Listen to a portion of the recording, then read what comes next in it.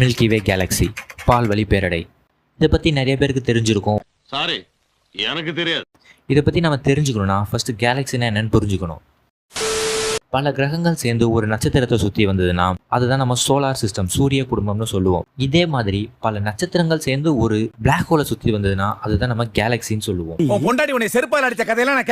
நம்மளோட நட்சத்திரமான சூரியன் சஜிடேரியஸ் ஏன்னு சொல்லப்படக்கூடிய ஒரு பிளாக் ஹோலை சுற்றி வருது.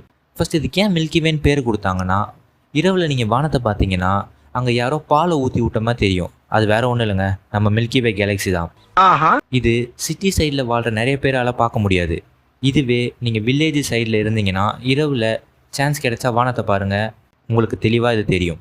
இந்த மில்கி வே கேலக்ஸியோட லென்த்து மட்டுமே அப்ராக்சிமேட்டாக 1,00,000 லைட் இயர்னு சொல்கிறாங்க. அப்படின்னா என்னென்னா, நீங்கள் ஒரு முனையிலேருந்து லைட் அடிச்சிங்கன்னா அது அடுத்த முனையை சேர்றதுக்கு 1,00,000 வருஷங்கள் ஆகும். இந்த சஜிடேரியஸ் ஏன்னு சொல்லக்கூடிய பிளாக் ஹோல் தான் நம்ம மில்கி வே கேலக்ஸியோட சென்டரில் இருக்குது. இதை நம்ம சூரியன் சுற்றி வர்றதுக்கு அப்ராக்சிமேட்டாக 230 மில்லியன் இயர்ஸ் ஆகும்.